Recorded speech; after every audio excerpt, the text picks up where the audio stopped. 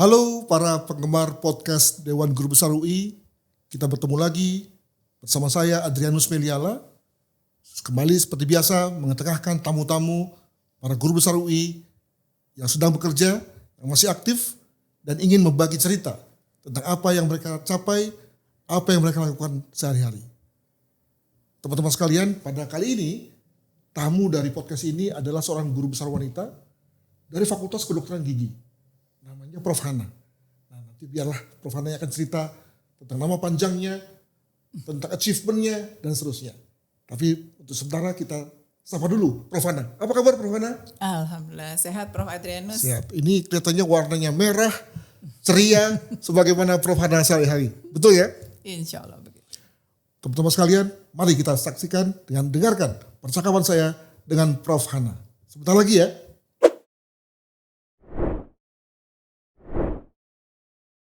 Prof. Hana, Anda ini dikenal sebagai seorang radiolog, dokter gigi yang radiolog atau radiolog yang dokter gigi atau bagaimana selama menyebutkan Anda secara cepat, Prof? Silakan. Ya, saya spesialis radiologi kedokteran gigi. Semua istilah itu sebetulnya memang diawali dari saya sendiri pada waktu sebagai penggagas, pendiri dan sebagainya. Sampai ada cabang ilmu ini di Indonesia. Gitu Prof. Sebentar. Prof bilang sampai ada ilmu ini. Artinya Prof menjadi founder gitu dari ilmu ini. Ilmu ini sudah ada Prof kalau di luar, akan tetapi kalau di kita ini masih dianggap bagian dari saudara tua gitu, dari spesialis radiologi umum. Nah itu ceritanya panjang kalau dari awal. Jadi makanya saya sudah selesai dengan perjuangan-perjuangan itu. Sekarang saya menikmati membimbing mahasiswa baik itu S1, SP, ya S3. Itu yang sekarang banyak saya lakukan. Jadi kalau begitu Prof boleh dibilang milestone dalam hal perkembangan bidang ilmu ini. Di Indonesia insya Allah ya. Insya Allah. Ceritakan dong apa obstacles-nya atau kesulitannya ketika hendak mengembangkan disiplin baru ini, Prof. Oke, baik. Jadi seperti saya tadi sudah sampaikan bahwa ini dianggap sebagai bagian dari radiologi umum tadinya ya. Padahal dari tahun 60-an itu sebenarnya kalau di Eropa itu sudah berkembang. Jadi pada saat saya lulus itu saya tidak tahu mau ditempatkan di mana. Masuk FKG sudah diterima jadi staf pengajar, diminta jadi staf pengajar, kemudian diterima. Kemudian saya tidak tahu mau ditempatkan di mana, kemudian ditempatkan di bagian radiologi. Nah saat itu kita sudah bagian akan tetapi masih di bawah bagian lain, Prof. Ya. Lalu saya dekannya sangat memperhatikan, waktu itu masih Prof. Hurian Prayitno almarhum, beliau juga ibu saya karena promotor saya. Nah beliau ini concern dengan demikian ya. Jadi setelah saya masuk itu saya kemudian hamil, kemudian saya pelajari bahwa radiasi itu bahaya. Jadi di tempat saya bekerja itu tidak ada proteksi untuk radiasi sama sekali. Oh, K3-nya buruk gitu ya? Memang belum ada yang aware, Bro. Jadi orang megang film terus difoto. Jadi ini semua bagian tubuh kita menerima radiasi gitu. Nah waktu saya hamil itu kemudian saya agak lemah, kemudian oleh Opskin disuruh tempatkan di tempat lain. Lalu saya pelajari, lalu saya pikir kenapa ini belum ya. Sementara di atas saya ada senior saya yang di situ, ada 2 laki-laki perempuan. Al-Fatihah, mudah-mudahan beliau ada di surga. Beliau meninggal karena kanker prostat dan itu menjadi salah satu indikasi bahwa itu adalah akibat radiasi sebetulnya. Nah kemudian saya mengajukan surat waktu itu pada Ibu Dekan, kemudian kita mendapat banpres, masih Prof. Billy waktu itu menjadi WR2-nya. Kita dapat banpres kemudian diprotek ya, ada proteksinya. Beli pelumbumnya itu saya jalan sendiri itu waktu itu ke Harko, Prof. Kemudian beli pelumbum untuk melapisi dinding supaya jangan radiasi tembus dan sebagainya. Nah setelah itu saya mulai berpikir dalam pengembangan keilmuan, saya lihat-lihat kemudian, loh kok kita di bawah bagian lain ya, kok kita kayak tukang motret aja ya, cuma disuruh bikin ronsen gitu ya. Kemudian setelah itu ditanya ini apa, loh kita kok seperti ini. Tapi semua bidang ilmu memerlukan itu, di spesialisasi terutama. Nah singkat kata kemudian perjuangan saya yang pertama adalah saya ingin bagian ini menjadi suatu bagian tersendiri di UI. Tempat lain jangan diomongin deh, belum ada ya semuanya. Pengajarnya sudah ada cukup, kemudian akhirnya saya presentasi di Senat dan sebagainya sampai dibilang, oh jangan menjadi besar. Nanti kalau seperti dinosaurus jadi besar terus punah. Sangat peduli. Kemudian akhirnya tercapai. Tahun 97 itu saya pikir, saya lihat-lihat di luar itu kemajuannya sudah pesat. Ya, mereka ada macam-macam. Tapi kebetulan 93 saya dikirim ke Jepang. Dekannya sudah ganti waktu itu. Udah ganti dari Bu Praitno. Kemudian saya dikirim ke Jepang. Saya berkesempatan belajar tentang modalitas yang baru. Ya, mereka udah maju dari kapan-kapan. Jadi dari 2 dimensi ke 3 dimensi. Saya belajar di sana dari 93, kemudian 94, kemudian 97 itu diundang untuk presentasi mengenai apa yang saya sudah sampaikan. Jadi pada tahun 94 itu Prof, milestone saya diundang ke Jepang, kemudian diundang ke Asia. Itu bukan dalam Korea. rangka degree Prof, ya? Itu lebih No. It's conference ya? Yeah. Okay. Not conference. Saya waktu itu sedang belajar spesialisasi di dalam modalitas itu. Kemudian ada conference di Kagoshima waktu itu. Itu conference-nya adalah Korea Japan Conference. Lalu karena saya tamu, saya disuruh ngomong. Saya mau ngomong apa yang nggak ngerti sepatah dua kata. Kemudian saya bilang, kenapa conference ini cuma untuk Jepang dan Korea? Kan?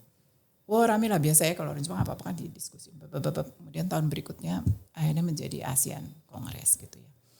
Jadi kemudian saya diundang menjadi regional ASEAN Director dari International Association of Dentomaxillofacial Radiology. Nah itu tahun 93, 94, 97 saya ceramah di sana mengenai keadaan kita, kemajuan di Indonesia, mengenai radiologi kedokteran gigi ini. Kemudian ya 97 ada event KPPIKG Prof. Itu kursus penyegah dan penambah ilmu kedokteran gigi. Nah disitulah saya dekannya Pak Faruk almarhum waktu itu. Saya minta waktu, saya kumpulkan semua pengajar radiologi kedokteran gigi di sana. Dari UNPAD, dari USU, walaupun mereka bukan bagian, tapi pengajar yang mengajar ilmu itu. Kemudian kami mengikrarkan ikatan. Gitu ya. Saya kebetulan suruh jadi ketuanya yang pertama. Dan bertahun-tahun kemudian. Nah 97 tidak mudah, kita punya Persatuan Dokter Gigi, kita punya kolegium, ada majelis kolegium, dan itu akhirnya lobbying sana sini. Saya ceritakan kemajuan di luar, dan seterusnya. Akhirnya tahun 2004, kita ada 18 orang dikukuhkan sebagai spesialis di bidang itu. Okay. Jadi saya kumpulkan memang walaupun sebetulnya mereka sudah menempuh magister misalnya dan sebagainya, tapi mereka menggeluti ilmu ini dan mengajar pada mahasiswa. Jadi kita dikukuhkan sebagai spesialis, kemudian kita ditugasi itu hanya yang di institusi pendidikan tinggi, jadi bukan yang praktisi di luar karena kita ngajar. Gitu. Nah setelah itu tahun 2008 berdirilah program studi spesialis pertama di UNPAD. Bukan di UI karena di UI orangnya kurang. Karena ada persyaratan macam-macam. Ya. Dan sekarang sudah ada 4 institusi pendidikan dokter gigi spesialis radiologi kedokteran gigi. Okay.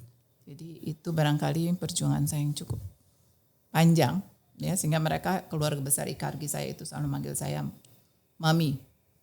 Ya, jadi bunda atau Mami whatever. Itu aja deh selalu. Jadi seperti seperti ibu kandung dari ikatan ini. Jadi banyak dan banyak yang lain. Sekarang guru besarnya cuma ada 5. Yang lain udah pensiun, hanya 3 yang aktif. Termasuk Prof Hana ya? Termasuk saya yang aktif. Jadi kira-kira sudah ada kandidat dokter-dokternya udah banyak Prof. Dokternya banyak tapi mereka belum menjadi guru besar. Asik ya, punya legacy. Mungkin nggak gede tapi dalam dan memorable ya Prof ya? Insya Allah begitu Prof. Gitu ya. Tapi bukan perjuangan saya sendiri kan, seperti saya katakan saya kumpulkan semuanya kemudian kita berjuang bersama. Yang maju memang kebetulan saya waktu itu lobby ke sana ke sini. Prof, mengapa ya kok bidang ini tidak atau lahir belakangan? Apakah karena tidak diminati atau karena nggak dianggap penting? Pasti nggak mungkin ya. Atau karena mungkin secara ekonomi tidak menjanjikan atau apa sebetulnya? Banyak faktornya Prof. Antara lain ekonomi nggak menjanjikan ya. Jadi kalau orang baca foto itu kan juga waktu itu belum populer dan biasanya dokter atau dokter gigi dia baca sendiri. Padahal yang dia bacakan untuk kepentingan dia sendiri. Tidak untuk melihat keseluruhan keadaan pasien. Jadi contohnya misalnya spesialis bedah. Dia harus membedah. Dia akan fokus pada kasus itu. Ya padahal di luar itu mungkin ada systemic condition-nya. Yang kita bisa lihat itu semuanya dari radiograf, dari pemeriksaan radiografik. Itu kemudian juga karena memang yang seperti saya katakan tadi itu ada di bawah atau menjadi bagian dari bagian-bagian spesialis lain. Tidak seperti di kedokteran gigi umum, kedokteran umum. Begitu, Prof. Tapi sekarang dengan adanya berikutnya kemudian adanya keterlibatan Bapeten, Badan Pengawas Tenaga Nuklir pada tahun saya lupa tahun berapa ya, itu ada undang-undang keselamatan radiasi. Bu Megawati waktu itu presidennya. Kemudian kami diundang, di launch Undang-Undang nomor 10 tahun 97. Nah itu mulailah kami diajak oleh Bapeten. Bahwa ternyata gigi ini menyumbang radiasi pada masyarakat cukup besar. Jadi lebih besar dari pemotretan. Untuk foto kepala itu lebih besar dari pemotretan untuk dada. Baru kita tanya, ini udah 6 bulan belum sih waktu foto dan sebagainya. Seperti itu akhirnya dengan adanya peraturan Bapeten ya mulailah profesi ini dianggap atau eksis. Saya tertarik ketika Prof mengatakan bahwa ini dimulai dari kekhawatiran pribadi untuk menjadi terkena radiasi, yang kemudian lalu diubah menjadi curiosity akademik ya Prof. Ya betul begitu kira-kira. Karena tadinya saya juga nggak tahu ilmu itu kita dapat sebatas waktu kita belajar S1 kan.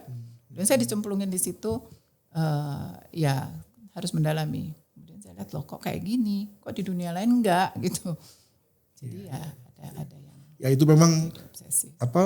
Tiap orang punya different trajectory ya untuk menguasai satu hal ya. Ada yang kena keingintahuan, tapi juga ada yang memang kena pengalaman pribadi. Seperti tadi yang Prof Hana sebutkan. Terima kasih Prof. Demikianlah para pendengar podcast Dewan Guru Besar UI. Kita sudah bicara mengenai capaian atau sumbangan dari Prof Hana terkait dengan ilmunya. Di mana Prof Hana sudah mencetak satu memori yang pasti akan dikenang para juniornya kelak terkait dengan ilmu ini. Kita saksikan perbincangan berikutnya sebentar lagi.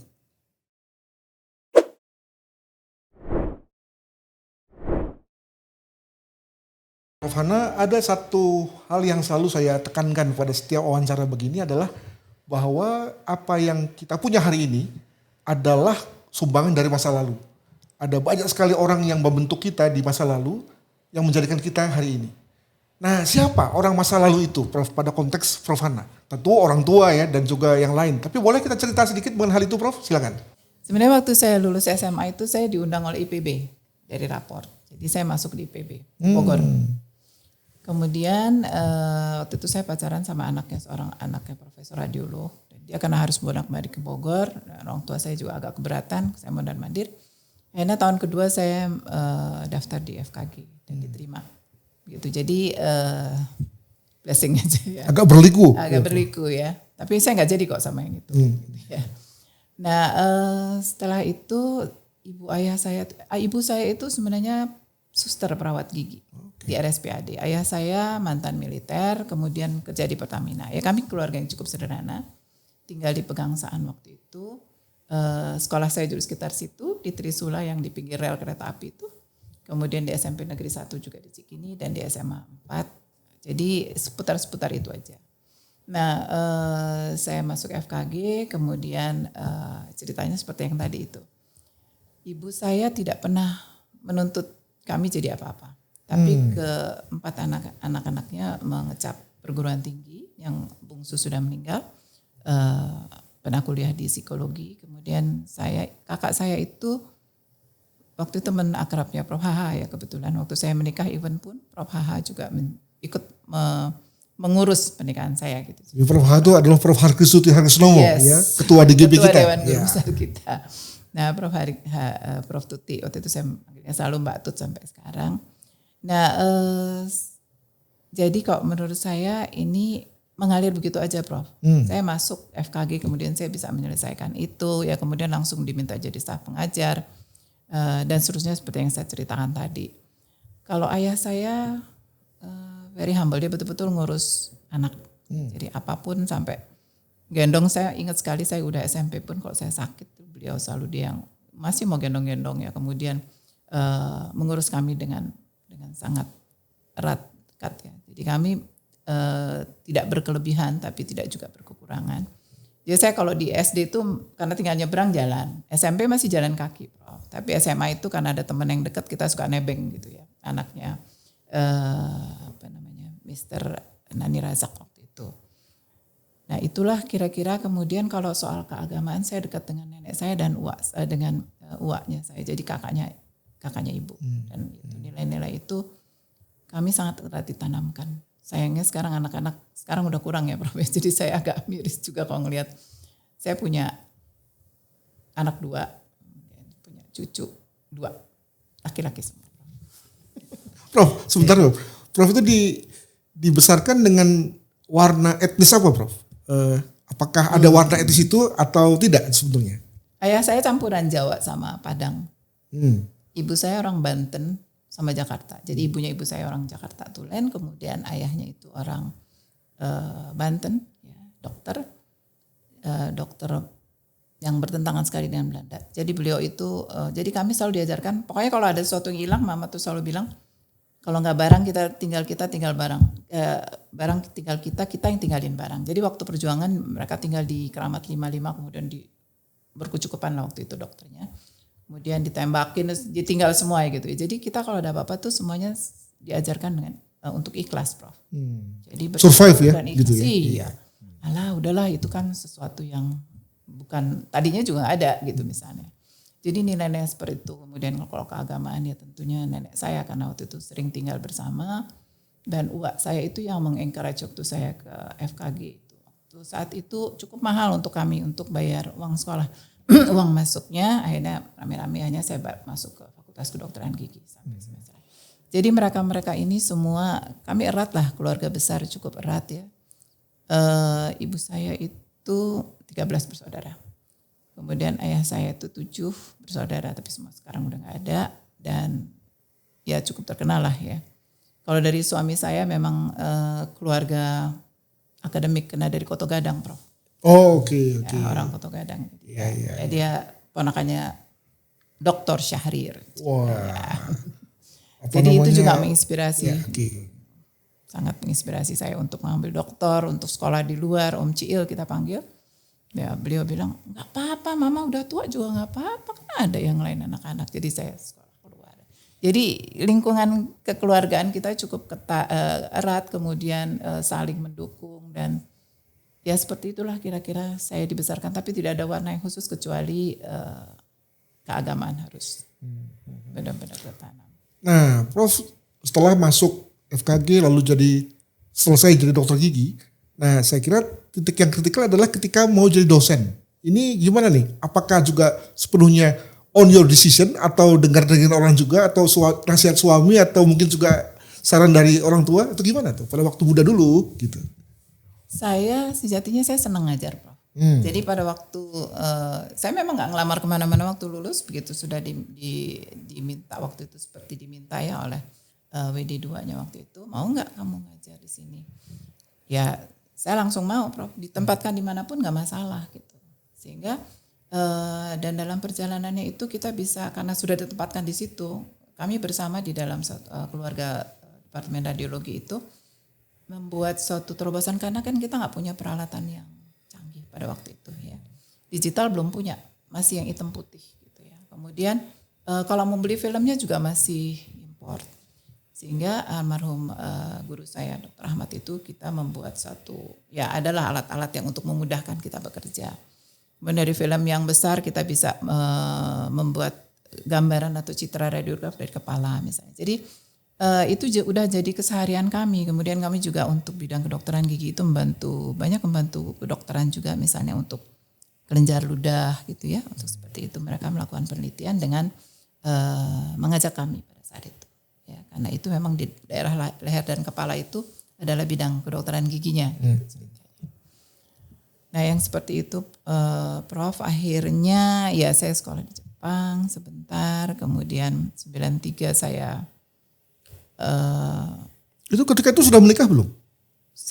Sebelum saya mulai kerja itu saya menikah, Prof. Itu menikah kilat itu 3 bulan kenal terus kebetulan kakaknya dari teman saya sekolah, teman kelompok saya belajar. Jadi ya yang ini nggak jadi, kemudian jodohnya ke sana gitu ya. Ya makanya begitu saya sudah masuk situ, saya hamil, kemudian di ruang radiasi saya dipindahin, itulah bergulirnya, Prof. Jadi nggak ada jeda ngapa-ngapain, orang pada kesana kesini honeymoon segala nggak ada cerita itu. Udah saya langsung hamil terus ya perjuangan sampai kita punya ikatan sendiri. Apa ada peran suami dalam rangka perkembangan karir? Sangat. Prof. Beliaulah yang menafkahi kita. Kan pegawai negeri saat itu berapa sih gaji saya gitu ya. Jadi dia kan di swasta. Sebetulnya bidangnya juga hukum, tapi dia kerja di swasta asuransi. Jadi ya saya nggak mau tahu tentang pembiayaan gitu ya. Jadi dia sangat mensupport, sangat sampai sekarang pun ibaratnya saya perlu apa gitu, karena saya masih kerja dan beliau udah pensiun, itu pengennya udah nyediain gitu ya. Kadang-kadang suka kikuk juga karena suami juga udah termasuk sepuh ya, udah 73 tahun. Dan anak juga kan tinggalnya jauh. Saya besanan sama Prof. Mia, jadi kita sharing cucu. Itu juga. Prof. Mia dari FIB ya, Prof. Multamia. Iya. Oh iya. Itu lucu juga ceritanya, Prof. Ternyata dunia kecil ya, Prof. Kecil sekali. Iya. Satu lagi Prof, mengenai anak, apakah anak itu juga lalu kemudian juga mengacu pada orang tua dari segi pola hidupnya, lalu kemudian minat-minat akademiknya misalnya? Enggak ada, minat akademik enggak. Anak saya yang besar itu Fakultas Hukum, sekarang dia di LKB HUI juga, ikutin UA-nya. Kemudian anak saya yang kecil tuh di ilmu politik sebenarnya Prof, lulusan FISIP dia. Tapi karena saya nggak mau dia masuk politik-politikan, ikut Syahrir segala macam itu, saya akhirnya dia sekarang mendalami bodybuilding, gym, ya fitness. Wah, loncatnya jauh sekali ya. Dia udah kayak orang ya udah kalau ilmu gue nggak boleh dipakai yang dia sukain aja. Saya nggak masalah. Pokoknya mana-mana yang membuat mereka happy aja. Dan selama istrinya, anaknya Prof. Multamia juga oke, anak-anaknya juga oke, mereka tinggal di Depok. Jadi anak-anak saya nggak ada yang mau jadi dokter gigi, boro-boro dokter gigi, guru juga nggak mau. Ngapain sih Mang, nggak ada duitnya gitu, capek. Ya udah saya bilang terserah kamu deh pada. Ya saya nggak pernah memasakkan mereka mau apapun. Tapi kalau saya dapat kesan bahwa memang keluarga Prof. Hana ini ideal nih ya, dalam rangka melahirkan akademisi sebagaimana Prof. Hana sekarang. Betul nggak ya itu Prof? Tergantung sih Prof ya, tergantung. Pokoknya sama saya kalau anak-anak kemudian nanti cucu saya apapun, asal mereka happy. Kalau mereka happy kan senang ya, sehat ya. Kemudian mereka bisa mendalami apa yang mereka inginkan. Betul. Jadi saya sama sekali tidak pernah memasakkan mereka mau apa. Baik. Rekan-rekan sekalian, para pendengar podcast Dewan Guru Besar UI, itulah tadi perbincangan kita tentang masa lalu, kalau boleh dibilang begitu, dari Prof. Hana. Menarik sekali, seorang yang mencapai sesuatu pada hari ini tidak dibentuk begitu saja, tapi disumbang oleh berbagai orang yang melingkari kehidupannya, dan itu yang juga terjadi pada Prof. Hana. Kita akan teruskan dengan perbincangan sebentar lagi.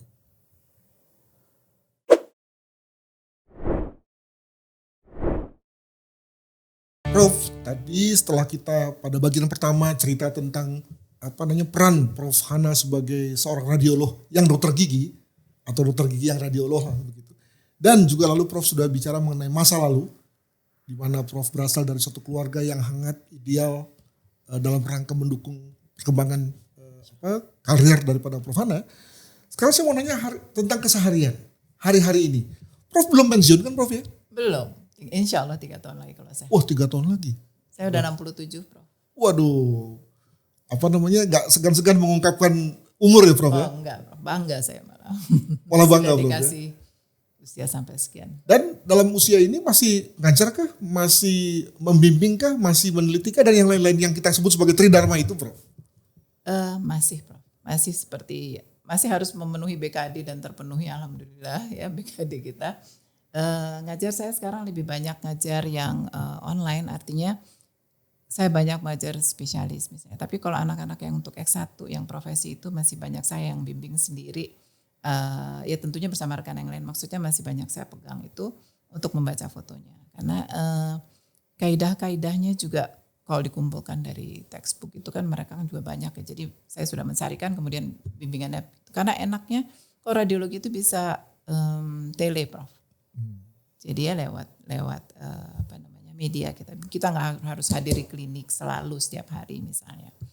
Jadi ngajar masih, tapi memang tekad saya setelah saya jadi profesor saya tidak melakukan penelitian sendiri.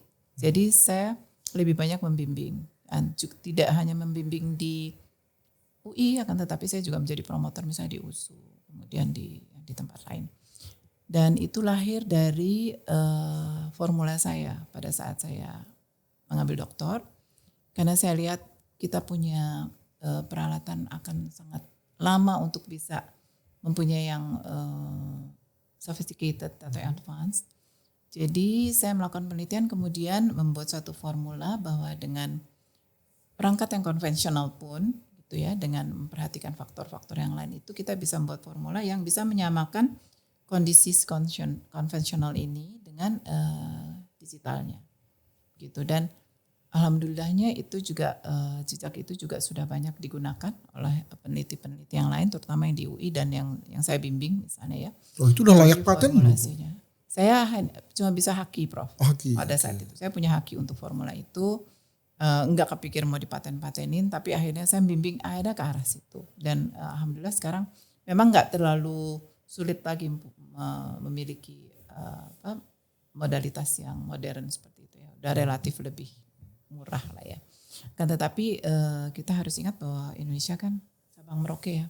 Kalau Jakarta sih oke lah udah banyak di mana-mana. Tapi untuk di tempat lain saya kira masih cara-cara itu. Bahkan masih ada yang dipakai di kedokteran memakai formulasi yang dilahirkan. Karena dari foto yang di sini itu bisa mencerminkan keadaan tubuh seluruhnya. Prof, kalau tadi dikatakan Prof fokus mengajar, apakah juga juga diberikan kepada kampus-kampus lain, Prof? Bukan hanya membimbing tapi juga mengajar misalnya? Oh enggak, tetap Prof, enggak. Tapi kalau saya disuruh jadi pengajar tamu ya. Tapi kalau jadi pengajar tamu, misalnya saya di UI kemudian saya jadi dosen tidak tetap Trisakti atau tidak, belum. Saya masih sangat mencintai UI. Ya kan batiknya kan UI kan. Batik saya UI ya, waduh. Lalu kemudian saya sebetulnya berkenal dengan Prof itu pada saat Prof jadi ketua BPMA kalau nggak salah ya, Badan Penjaminan Mutu. Arah pertanyaan saya adalah bahwa apakah juga ada jabatan-jabatan struktural yang bersifat non mengajar ya, juga yang pernah Prof emban baik itu di UI maupun yang di luar UI begitu? Ya saya sebagai ketua IKRG tadi ya, kemudian sebagai ketua kolegium. Kolegium itu kan yang mengampu keilmuan, Prof. Jadi saya yang mengarahkan, atau kolegium itulah yang mengarahkan nanti pengembangan keilmuan radiologi kedokteran gigi nasional. Kemudian kami membenchmark dengan internasional juga. Kemudian selain daripada itu kami juga, saya waktu di BPMA itu, jadi dari 42 tahun saya kerja, 10 tahun saya di BPMA. 2 kali masa jabatan dari Prof. Gumilar dan Prof. Anis. Nah disitulah kemudian selain saya ngajar, bimbing dan sebagainya, saya ditarik ke Dikti untuk menjadi tim akreditasi internasional yang erat dengan BAN PT. Jadi kami sedang menggarap mana sih badan akreditasi yang memang cocok untuk di sini. Enggak yang cuma cari duit, yang seperti itulah. Jadi itu kegiatan saya. Selain di UI saya juga sejak zaman Prof. Mahar itu kami dipercaya untuk mengurus koperasi, Prof. Ada koperasi di Karaputri, 1000-an udah anggotanya. Dan itu milik UI atau hanya untuk UI juga? Begitu, nah Pak? pada saat dia dilahirkan oleh IWK atau Ikatan Wanita Karya itu untuk UI. Tapi karena dalam satu tangga ada, jadi kita nyebutnya koperasi di Karaputri kampus UI. Dan sampai sekarang karena amanat Prof. Suyudi dilihat itu orang-orang. Jadi jangan sampai kamu tinggalin. Jadi sampai sekarang sejak itu masih menjadi pengurus. Jadi itu antara lain di Dikti, kemudian pengurus itu, kemudian saya ngurus kolegium dengan adanya Omnibus Law. Kita selalu dikejar-kejar pengurus kolegium. Ini harus berubah. Karena pada tahun pemilu nanti mungkin ini semua peraturan yang berubah harus sudah ada. Dan itu semua melibatkan kolegium karena keilmuan. Jadi antara lain itulah sekarang yang saya sibuk. Dan selain itu juga karena saya pegang BPMA, kemudian saya diundang internasionalnya ke AUN misalnya ya. Kemudian di AAD juga ada training tentang quality assurance misalnya. Ya itu menjadi bagian juga dari keseharian. Prof, kenapa kok tiba-tiba atau adakah latar belakang sehingga lalu Prof. Gumilar ya itu memilih atau mengangkat Prof sebagai BPMA? Apakah memang selama ini ada semacam dikenal bahwa Prof ini paling keras soal assurance dalam rangka akademik itu bagaimana? Begitu. Rasanya waktu itu tidak terlepas dari bimbingan dari sebelum saya, almarhum Prof. Weni Sulastyo Weni. Itu beliau dari teknik ya. Kemudian saat beliau mau pensiun dia melihat karena saya sudah ikut pelatihan AA, pekerti, kemudian ikut menjadi narasumber dan sebagainya. Sehingga waktu itu kami men-share atau melatih lah ya swasta waktu itu sebelum LLDikti ya, masih Kopertis. Ya. Nah itu dari situ kemudian waktu Prof Weni mau pensiun, beliau mencari orang, kemudian saya dibawa ke Prof Gumilar, kalau ini gimana? Prof Gumilar oke. Nah, saya dijadikan ketua BPMA, itu selama 10 tahun habis itu Pak Prof Anies juga. Ya itu berlanjut Prof terus menjadi ke Eropa ke quality assurance yang regional dan yang internasional. Oke.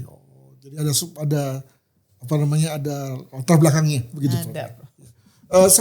Selain soal-soal yang tadi terkait dengan profesi dokter gigi, demikian juga terkait dengan konteks di UI, apa ada pekerjaan lain atau aktivitas yang lain yang di luar itu Prof, selain daripada tadi soal koperasi tadi? Saya nggak ada. Jadi sepenuhnya kalau lihat jadwal saya itu sebagai penanggung jawab klinik, misalnya kalau ada yang stase nginep kemudian nanti di WA, ini ada pasien gini-gini itu ya, kemudian yang akan penuh seperti itu. Jadi diskusi interpretasi, kemudian nanti ujian dokter gigi mereka ya. Itu aja. Kemudian yang di luar itu yang saya sebutkan tadi. Saya dikti masih komitmen karena pemberian hibah itu kami memonef. Kemudian AUN itu tidak mungkin saya bisa lepas karena saya adalah satu dari 9 green jacket holders. Jadi tetap apa itu green jacket holders? Ini pembaca atau pendengar perlu tahu ini soal itu.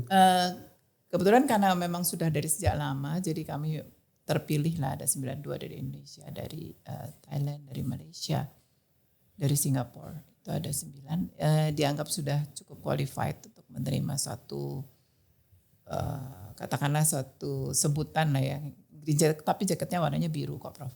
Ya jadi katanya green jacket holders, jadi sehingga memang itu agak menjadi prioritas bagi saya. Karena kalau dalam menjadi lead atau chief assessor itu, kita membimbing assessor satu lagi. Jadi nanti selalu berdampingan 2 orang. Kemudian cara mereka mengakses quality, mengakses seluruh kurikulum dan sebagainya kalau dalam AUN. Itu kita membimbing, kemudian kita mengamati, kita memberi nilai pada asesor sampai mereka bisa menjadi lead. Jadi itu salah satu juga komitmen yang belum bisa saya lepaskan. Oh itu oke juga tuh. Jadi Prof mengakses prodi di luar negeri ya malah ya? Iya di ASEAN Prof. Jadi saya mondar-mandir ke Bangkok, ke Filipina, ya sekitar itu. Oke tuh, itu saya kira prestisius kalau dalam pakai bahasa Inggris ya Prof ya?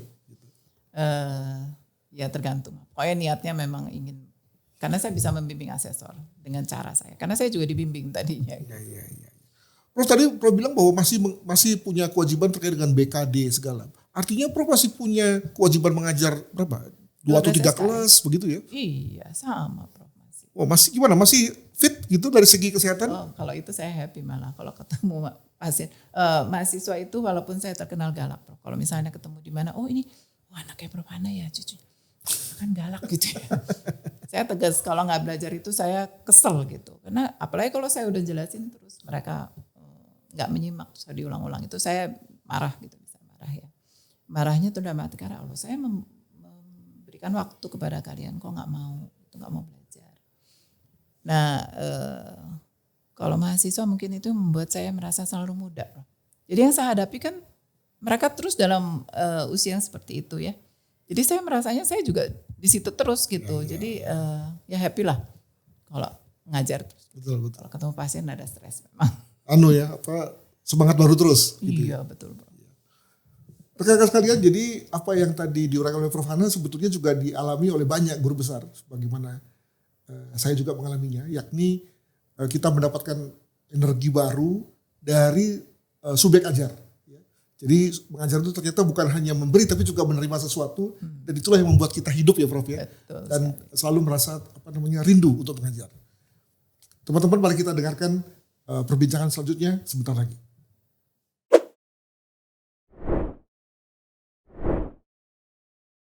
Prof Hana, ada nggak pemikiran Prof tentang kemasyarakatan ya, yang mungkin mungkin terbawa hingga tidur atau mungkin juga tercermin dalam kalimat-kalimat begitu ya. Karena katanya kita ini sekarang sedang tidak baik-baik saja. Ekonomi sedang gonjang-ganjing. Politik apalagi. Sosial juga kita selalu berada dalam situasi yang in the making. Nah sementara di pihak lain Prof itu memiliki disiplin yang fokus kan, yang kelihatannya nggak usah mikir orang, tapi yang penting di situ aja. Nah, saya kira dalam situasi kematangan ini tentu asumsi saya bahwa Prof juga punya atau menyediakan waktu untuk berpikir tentang di luar daripada profesi, tapi juga berpikir tentang masyarakat. Apakah ada, Prof? Mungkin saya salah pengertian ya, kan, tetapi tidak berarti saya fokus itu saya tidak memikirkan masyarakat. Yang terutama concern saya adalah mengenai bahaya radiasi untuk masyarakat. Itu yang paling saya concern, karena itu saya pelajari dan itu bidang ilmu saya. Sehingga itu menjadi tekanan saya. Pokoknya kalau memang nggak ada benefitnya buat pasien, don't take radiographs. Itu satu barangkali. Kemudian kedua, karena memang saya menggeluti itu juga dengan kualitas. Jadi sekarang ini kita ini seperti pasar, Prof, di bidang kualitas ya. Jadi ada kebijakan yang mengharuskan prodi-prodi akreditasi internasional, misalnya ini kan dunia pendidikan juga ya. Tapi akreditasi internasionalnya itu, badan-badan akreditasinya itu menganggap kita pasar. Sehingga mereka seperti memudahkan, tapi kita bayar. Bayarnya mahal loh, Prof, untuk akreditasi internasional itu. Dan itu yang terdampak siapa? Kita kan kayak bohongin diri sendiri gitu. Ya peserta didik kita lah akhirnya ya, murid-murid kita. Kalau politik saya nggak berani ngomong apa-apa karena saya paling benci. Kalau saya lihat kalau di suami saya muter yang gini-gini, oh si ini gitu-gitu, nonton di kamar. Saya nggak mau dengar, saya mau kerja. Saya tidak begitu mikir yang seperti itu. Yang paling kita bisa nyumbang doa ya, Prof ya. Mudah-mudahan yang terbaik aja deh untuk nanti 2024. Tapi kalau concern di bidang kualitas dan di bidang keselamatan radiasi itu memang sampai terbawa mimpi kalau untuk radiasi.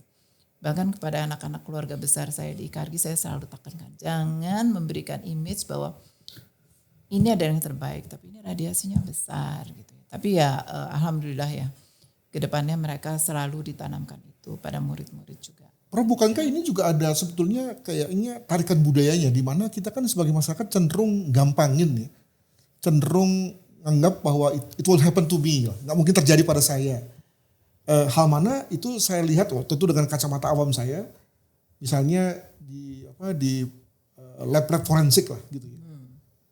Ya saya asumsikan bahwa begitu-begitu ada juga tuh tidak pakai pelindung, tidak pakai sarung tangan, seakan-akan bertemu dengan bahan yang biasa. Nah, apakah memang itu ada dasarnya adalah pada attitude, pada sikap kita sebagai masyarakat, sebagai individu, begitu, Prof? Itu termasuk dari bagian yang saya sangat concern, Prof. Jadi dengan kemajuan teknologi itu ada mesin X-ray yang seperti portable, seperti Polaroid, Prof. Tapi it contains radiation. Okay. Jadi untuk forensik kita memang di Bapeten saya ikut merumuskan kebijakannya itu memang diperbolehkan. Ya tapi memang dengan perlindungan diri karena saya juga ada evidence-nya. Dan itu menjadi salah satu dari lahan memang yang menjadi bagian dari radiologi kedokteran gigi. Ya, karena kalau gigi itu kan jadi yang paling terakhir hancur gitu ya. Tulang juga misalnya. Jadi itu memang kami terlibat erat. Tapi memang tidak bisa dihindari bahwa mau nggak mau kan kita harus take radiographs ya. Tapi itu juga saya sambil bilang apa dipanjangin kayak kabelnya jangan dipegang. Iya kamu pakai pelindung radiasi yang plastik atau apa nggak mungkin. Tapi kan lama-lama juga akan bisa menyebabkan efek gitu ya. Nah mereka akhirnya gimana mereka mengatur untuk mempunyai jeda misalnya seperti itu. Jadi ya kita terus menerus lah mendidik.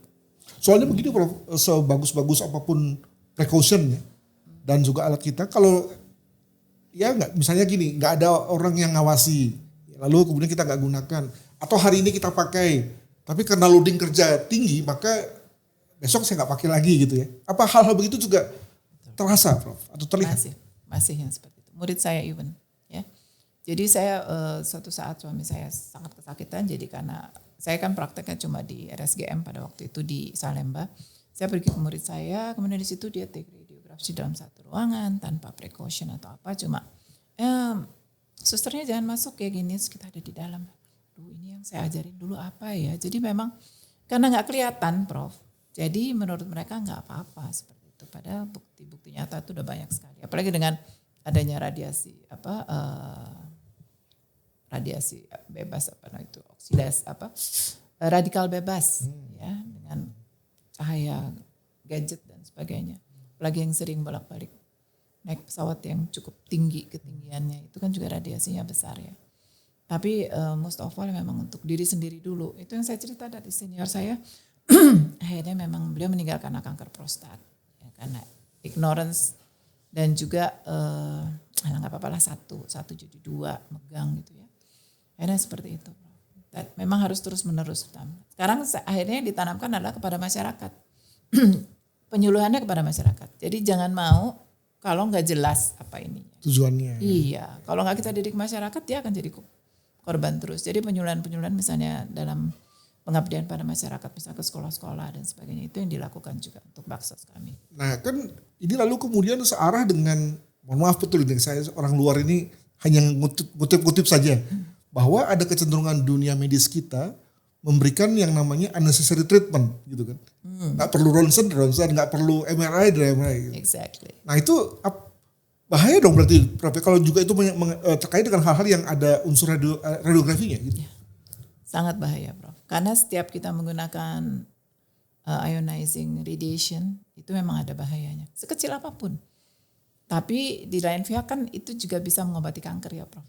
Jadi tergantung timbangan risk benefitnya. Kalau itu bisa memperpanjang hidup, ya tentunya dilakukan. Misalnya terapi radiasi untuk kanker ya. Kan tapi kalau tidak perlu, itu mestinya enggak. Karena ada efek yang disebut probabilitas.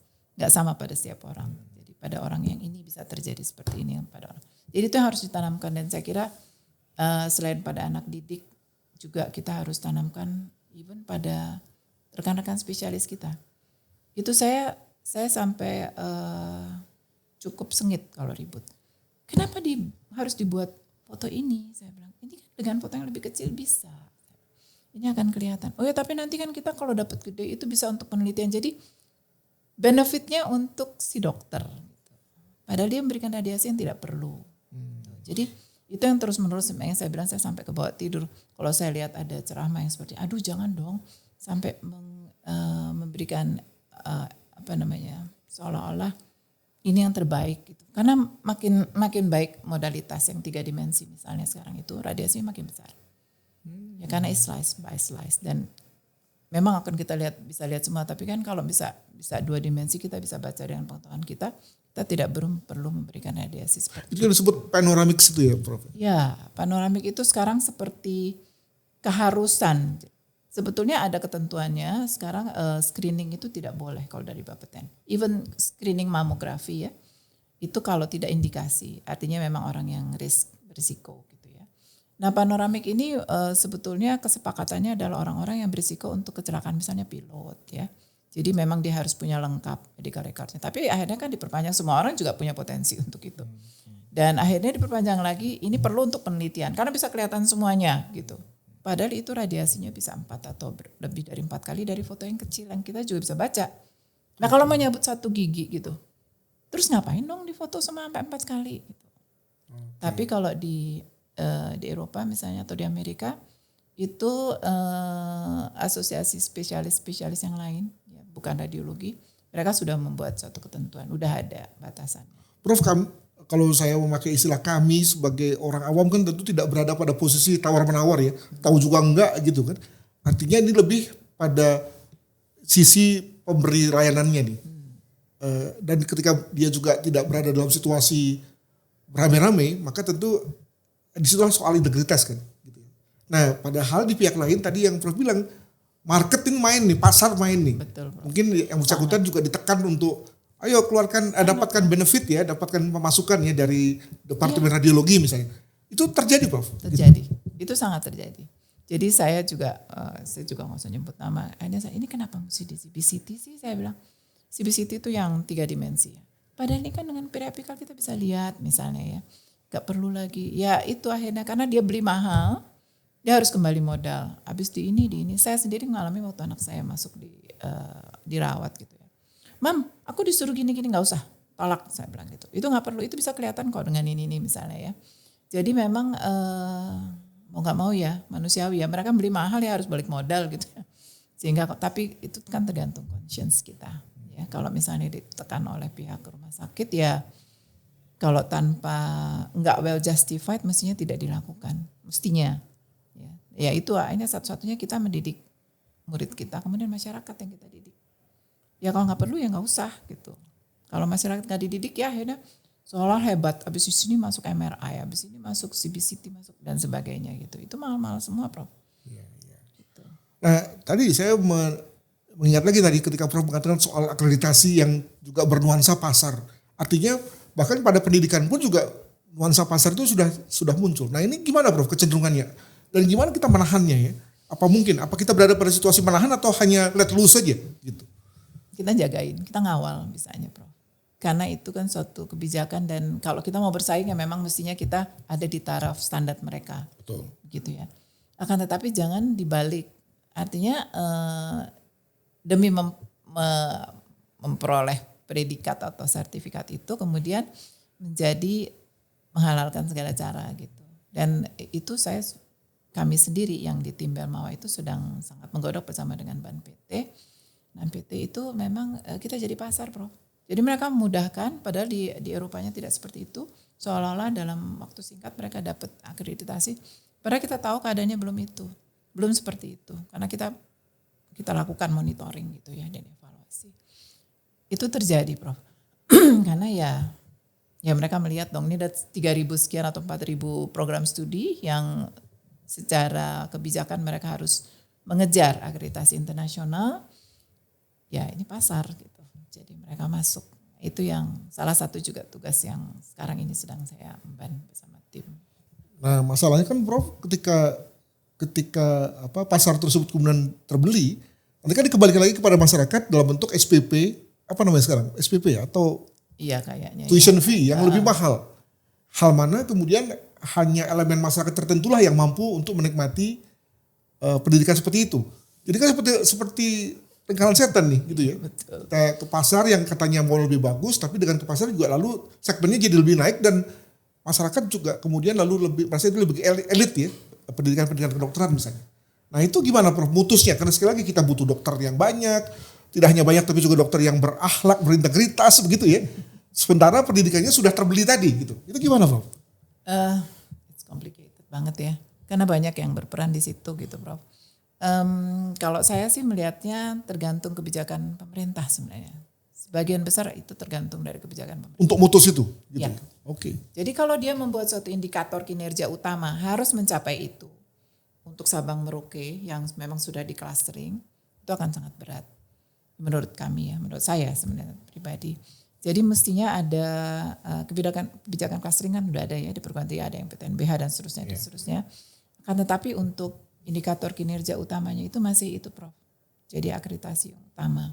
Akreditasi internasional mereka akan memperoleh dan itu benefit kalau mereka punya itu dalam hitung-hitungan juga akan diberikan pemerintah lebih banyak.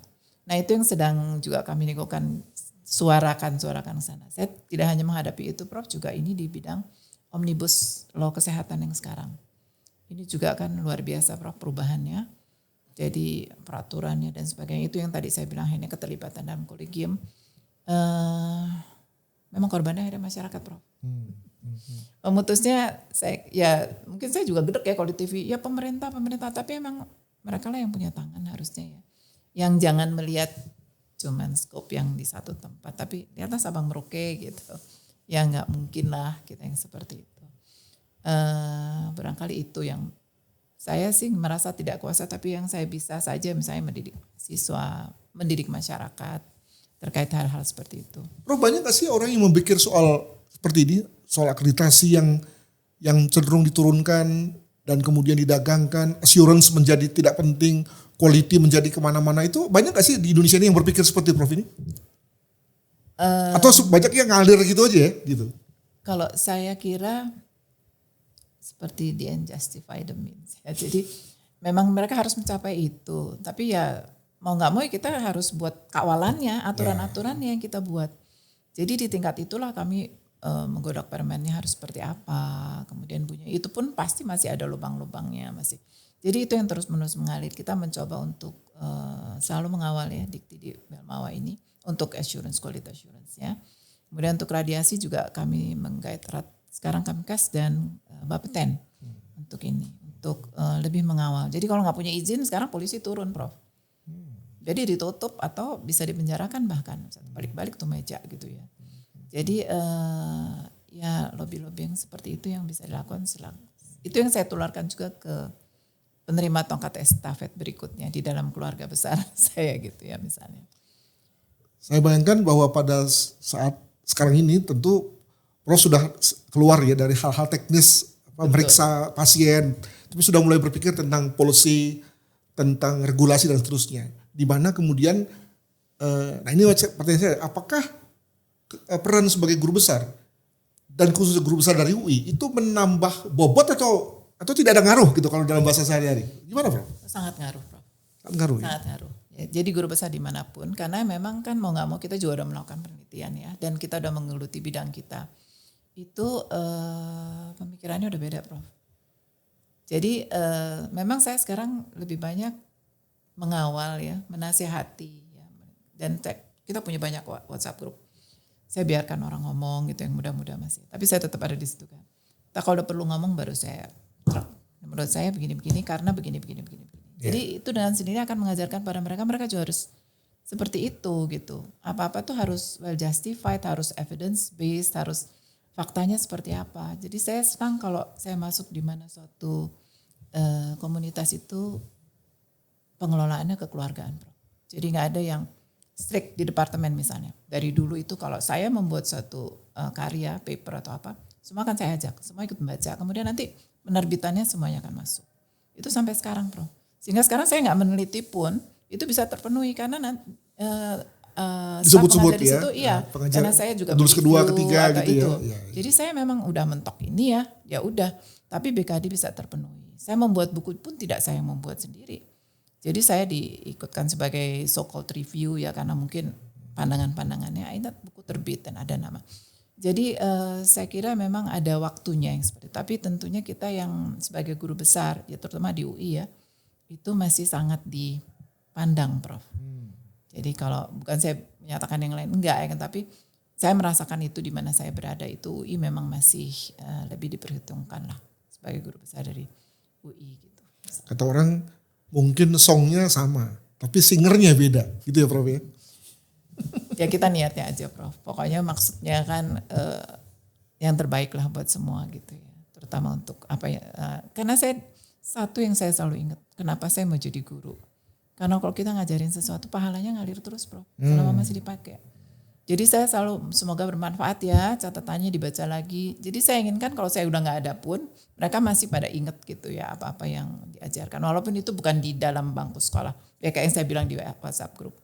Ini justifikasinya seperti ini, misalnya seperti ini. Ya saya pikir mereka boleh berdiskusi dengan saya gitu. Tapi pada saatnya mereka pikir oh ya betul. Atau kalau salah memang didiskus gitu. Itu selalu terjadi di mana lingkungan saya, dimanapun. Saya kalau di Dikti dipanggil Oma, kalau di IKG saya dipanggil Mami. Di bagian memang Prof ya, kadang Prof Oma. Kalau di FKG itu banyak yang manggil saya Prof Oma. Karena semua staf pengajar muda-muda dan anak-anak mereka saya panggil cucu saya. Sehingga saya menjadi Prof Oma. Jadi itu kebanggaan saya sekarang Prof. Jadi sebagai Prof Oma tugas kita memberikan sinar ya Prof ya? Insya Allah pada semua gitu. orang. Karena kita udah selesai dengan diri kita. Udah selesai Prof. Rekan-rekan para pecinta podcast Dewan Guru Besar UI, itulah akhir dari perbincangan yang hangat bersama Prof Hana. Kita sudah mulai dari achievement hingga soal-soal yang terkait dengan pandangan beliau, terkait dengan isu-isu tentu yang melingkupi keseharian beliau.